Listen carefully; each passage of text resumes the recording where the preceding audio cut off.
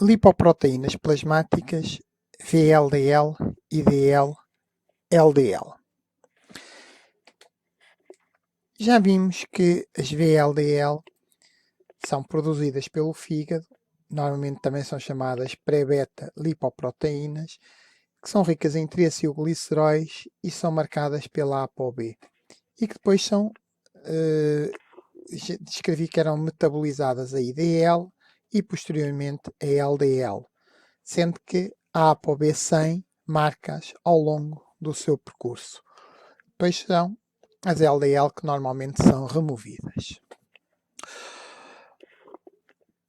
Quando falamos das quilomicras, dissemos que as quilomicras levam o conteúdo, o resto dos lipídios que não foram degradados no fígado pela lipoproteínas e que vieram do intestino até ao fígado.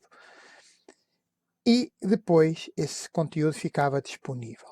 A esse conteúdo junta-se também o colesterol e os ácidos gordos que são sintetizados a nível hepático e que depois são esterificados a ésteres de colesterol, triacilgliceróis, fosfolípidos e também as gorduras provenientes do metabolismo das restantes lipoproteínas. Como o fígado não é local de armazenamento de gorduras, ele vai novamente através da mesma proteína microsomal transferidora de lipídios,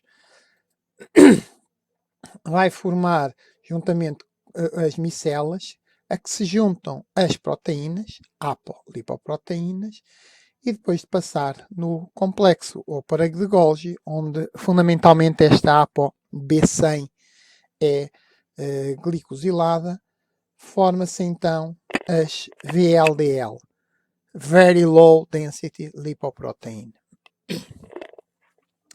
Estas lipoproteínas são muito ricas em triacilgliceróis, também contendo alguns ésteres de colesterol, e são marcadas pela ApoB100.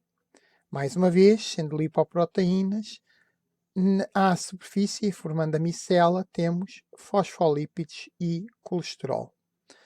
Esta proteína, para além da ApoB100, esta lipoproteína, para além da ApoB100, também tem ApoE e ApoC, e uma vez na corrente sanguínea, recebe mais ApoC e ApoE, sobretudo das HDL que estão em circulação. Sendo uma lipoproteína muito rica em triacilgliceróis, vai distribuir esses triacilgliceróis pelos tecidos através da lípase de lipoproteínas. Nestas ApoC tem a C2, que como já vimos é o cofator da lípase de lipoproteínas. Também tem a C3, que para além de ser inibidor da lípase de lipoproteínas, impede a remoção prematura destas lipoproteínas ricas em triacilgliceróis. Neste processo, em que vai ocorrer a hidrólise dos triacilgliceróis em glicerol e ácidos gordos, apesar que em alguns autores referem não à formação de glicerol, mas de monoacilglicerol, os ácidos gordos vão entrando para as células que estão adjacentes a este local onde está a lípase lipoproteínas, que já vimos que está no endotélio, e dentro das células serão ativados a acil-CoA. Normalmente, se for um adipócito, estes acil-CoAs são usados para a formação de triacilgliceróis e servem como componente de reserva. Daí que a lípase lipoproteínas próximo de adipócitos seja normalmente induzida e ativada pela insulina. Já no caso do músculo, estes acil-CoA podem ser usados para repor as reservas de triacilgliceróis intramusculares, mas também são usados para oxidação e obtenção de energia. E por isso, esta lípase lipoproteínas muscular é ativada pelo jejum, exercício físico e a adrenalina. Claro que o glicerol que eventualmente se formar terá de ir para o fígado, ou rim, porque são os tecidos que têm a síntese do glicerol e, portanto, poderão utilizar este composto. Ora, neste processo, e como até se pode ver aqui pelo desenho, o diâmetro das VLDL vai diminuindo à medida que se vai transformando em IDL. Como ela permanece com a forma esférica, perde fosfolípidos, eventualmente algum colesterol, que vai sendo captado pelas HDL. Também durante este metabolismo e à medida que se vai transformando em IDL, vai perdendo as ApoC, uma vez que deixa de ser hidrolisados os tireogliceróis pela lipase.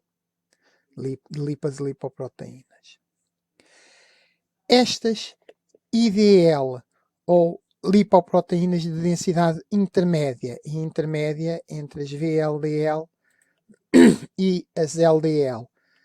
Estas IDL vão originar as LDL, ainda por potencial ação da lipase lipoproteínas, mas fundamentalmente por ação da lipase hepática, que é uma enzima que existe a nível do fígado e que degrada os triacilgliceróis em glicerol mais ácidos gordos, que depois podem ser utilizados para formar mais lípidos, triacilgliceróis, ésteres de colesterol, fosfolípidos, que depois serão incorporados em novas lipoproteínas e neste mecanismo acabam por se transformar nas IDL, perdendo fundamentalmente as ApoC e eventualmente uma grande parte da ApoE. Alguns autores referem as LDL como tendo apenas a ApoB100, outros autores referem ainda que pode existir alguma ApoE. O que é certo é que estas lipoproteínas são muito pobres em triacilgliceróis e estão enriquecidas nos ésteres de colesterol, mantendo, mais uma vez, o colesterol e os fosfolípidos à superfície. A maior parte destas LDL vão ser removidas pelo fígado, mas também podem ser removidas por outros tecidos extrahepáticos, como os macrófagos ou os tecidos extrahepáticos, sendo que este colesterol, depois de incorporadas, o colesterol vai entrar para as suas reservas. O que faz com que estas lipoproteínas sejam removidas pelos tecidos extrahepáticos é as suas necessidades em colesterol. Como iremos ver, o colesterol, a concentração de colesterol regula a sua síntese e está em equilíbrio com uma reserva de ésteres de colesterol que existem dentro da célula, que se forma através de uma aciltransferase.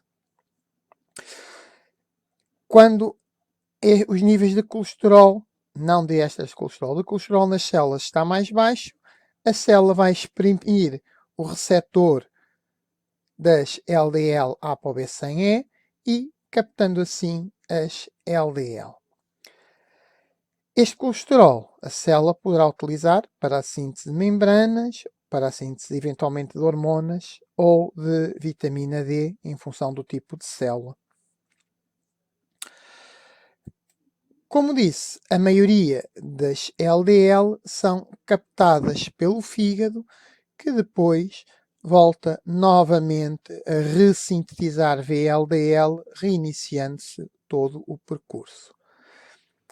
Este ciclo, no fundo, vai permitindo distribuir os triacilgliceróis, especialmente pelo tecido adiposo, e os ésteres de colesterol pelas células que dele irão necessitando. À medida que estas LDL vão circulando, elas vão sofrendo oxidação de todas as lipoproteínas. As LDL são aquelas mais sujeitas à peroxidação e as LDL oxidadas são removidas ativamente pelos macrófagos e são responsáveis pela formação das chamadas foam cells ou células em espuma, que no fundo são macrófagos que ficam cheios de estes ésteres de colesterol. Eu costumo dizer um pouco na brincadeira que comeu tanta comida gordurosa que ficou enfartado. E, portanto, está tão cheio que se transforma nas tais células em espuma que irão dar origem à aterosclerose.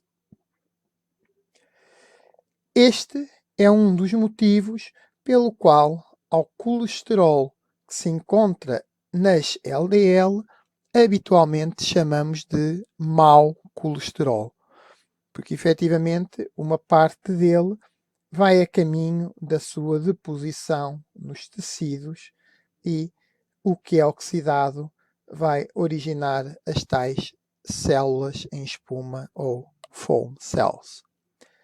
Espero ter ajudado a perceber o metabolismo e a transformação das VLDL em IDL e posteriormente em LDL. Muito obrigado.